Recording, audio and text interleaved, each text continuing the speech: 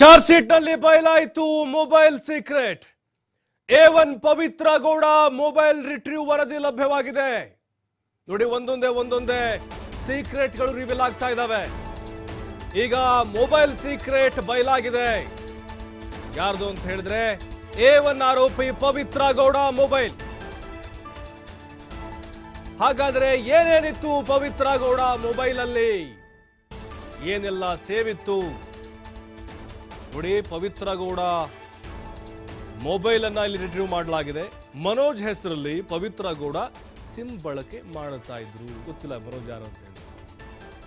ಆ ಪವಿತ್ರ ಗೌಡ ಸಿಮ್ ಬಳಸ್ತಾ ಇರೋದು ಮನೋಜ್ ಅನ್ನುವಂತ ವ್ಯಕ್ತಿ ಹೆಸರು ಮೇಲೆ. ದರ್ಶನ್ ಹೆಸರನ್ನ ಡಿ ಅಂತ ಹೇಳಿ ಸೇವ್ ಮಾಡಿಕೊಂಡಿದ್ದಾರಂತೆ. ಪವಿತ್ರ ಡಿ ಅಷ್ಟೇ, ದರ್ಶನ್. ಪವಿತ್ರ ಗೌಡ ಮೊಬೈಲ್ ಅಲ್ಲಿರುವಂತಹ ನಂಬರ್ಸ್ಗಳಿದು ಏನಂತ ಸೇವ್ ಮಾಡ್ಕೊಂಡಿದ್ದಾರೆ. A3 ಪವನ್ ಹೆಸರನ್ನ ಪವನ್ ನ್ಯೂ ಅಂತ ಹೇಳಿ ಸೇವ್ ಮಾಡ್ಕೊಂಡಿದ್ದಾರೆ. ಪವನ್ ನ್ಯೂ ಅಂತ ಹೇಳಿ ಮಾಡ್ಕೊಂಡಿದ್ದಾರೆ. ಇದು ರಿಟ್ರೀವ್ ಮಾಡಿದಂತಹ ಸಂದರ್ಭದಲ್ಲಿ ಗೊತ್ತಾಗಿರುವಂತಹ ಕೆಲವೊಂದಿಷ್ಟು ವಿಚಾರಗಳು. ನಂದೀಶ್ ಹೆಸರನ್ನ ನಂದಿ ಪವನ್ ಅಂತ ಹೇಳಿ ಸೇವ್ ಮಾಡ್ಕೊಂಡಿದ್ದಾರೆ. ನಂದೀಶ್ ಇದನ್ನಲ್ಲ, ಅವನ ಹೆಸರಿದು. ನೋಡಿ ಯಾವ ಹೆಸರಲ್ಲಿ ಸೇವ್ ಮಾಡ್ಕೊಂಡಿದ್ದಾರೆ ಪವಿತ್ರ ಗೌಡನದು. ಧನ್ರಾಜ್ ಹೆಸರನ್ನ ರಾಜು ಅಂತ ಹೇಳಿ ಸೇವ್ ಮಾಡ್ಕೊಂಡಿದ್ದಾರೆ. ಇದು ಶಾರ್ಟ್ ಕಟ್ ಅಥವಾ ನಿಕ್ ನೇಮ್ ಗೊತ್ತಿಲ್ಲ ನಮಗೆ. ಅವ್ರು ಸೇವ್ ಮಾಡ್ಕೊಂಡಿರೋದು ಇದು ಅಷ್ಟೇ. ಈಗ ರಿವೀಲ್ ಆಗಿದೆ. ಇನ್ನು ವಿನಯ್ ಹೆಸರನ್ನ ವಿನಯ್ ಅಂತ ಹೇಳಿ ಸೇವ್ ಮಾಡ್ಕೊಂಡಿದ್ದಾರೆ. ಅದ್ರಲ್ಲಿ ಯಾವುದೇ ಬದಲಾವಣೆಗಳಿಲ್ಲ.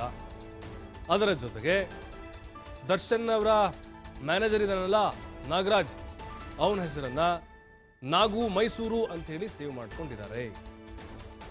ನಾಗರಾಜನ ಹೆಸರು ನಾಗು ಮೈಸೂರು ಅಂತ ಹೇಳಿ ಪವಿತ್ರ ಸೇವ್ ಮಾಡ್ಕೊಂಡಿರೋದು. ಅದರ ಜೊತೆಗೆ ಪವಿತ್ರ ಅವರ ಆಪ್ತ ಗೆಳತಿ ಸಮತಾ ಅಂತಿದ್ದಾರೆ. ಅವ್ರ ನಂಬರು ಸ್ಯಾಮ್ ಅಂತ ಹೇಳಿ ಸೇವ್ ಮಾಡಿದ್ದಾರೆ. ಅವರ ಆಪ್ತ ಗೆಳತಿ ಕೂಡ ಹೌದು ಸಮತಾ. ಐಫೋನ್ 15 ಪ್ರೋ ಮ್ಯಾಕ್ಸ್ ಮೊಬೈಲ್ ಬಳಸ್ತಾ ಇದ್ದಾರೆ ಪವಿತ್ರ ಗೌಡ. ಐಫೋನ್ 15 ಪ್ರೋ ಪವಿತ್ರ ಗೌಡ ಬಳಸ್ತಾ ಇದ್ದಂಥ ಮೊಬೈಲ್ ಇದು. ಉಡೆಯಲ್ಲಿ ದರ್ಶನ್ ಹೆಸರನ್ನ ಡಿ ಬಾಸ್ ಅಂತ ಮಾಡ್ಕೊಂಡಿದ್ದಾರೆ. ಪವನ್ದು, ಧನ್ರಾಜ್ದು, ಅದರ ಜೊತೆಗೆ ಈ ನಾಗಂದು, ಇವರೆಲ್ಲರ ಹೆಸರನ್ನ ಯಾವ ರೀತಿ ಸೇವ್ ಮಾಡಿಕೊಂಡಿದ್ದಾರೆ ಅನ್ನೋದು. ಅವರೆಲ್ಲ ಹಣೆ ಬರಹವನ್ನ ಜಾಲಾಡ್ಬಿಟ್ಟಿದ್ದಾರೆ ಪೊಲೀಸರು. ಈ ಮೊಬೈಲ್ ರಿಟ್ರೀವ್ ಮಾಡಿದಂತಹ ಸಂದರ್ಭದಲ್ಲಿ ಎಲ್ಲ ವಿಚಾರ ಗೊತ್ತಾಗಿದೆ. ನಟ ದರ್ಶನ್ ಬಳಸ್ತಾ ಇದ್ದ ಫೋನ್ ಐಫೋನ್ 15 ಪ್ರೋ. ನೋಡಿ, ದರ್ಶನ್ ಬಳಸ್ತಾ ಇರುವಂತ ಫೋನ್ ಇದು, ಬಳಸ್ತಾ ಇದ್ರು. ಈ ಐಫೋನ್ ನಲ್ಲಿ ಪವಿತ್ರ ಹೆಸರನ್ನ 3 ರೀತಿಯಾಗಿ ಸೇವ್ ಮಾಡಿದ್ದಾರೆ ದಾಸ. ಯಾವ ರೀತಿ ಸೇವ್ ಮಾಡಿದ್ದಾರೆ ಹಾಗಾದ್ರೆ ದರ್ಶನ್ ಪವಿತ್ರ ಹೆಸರನ್ನ?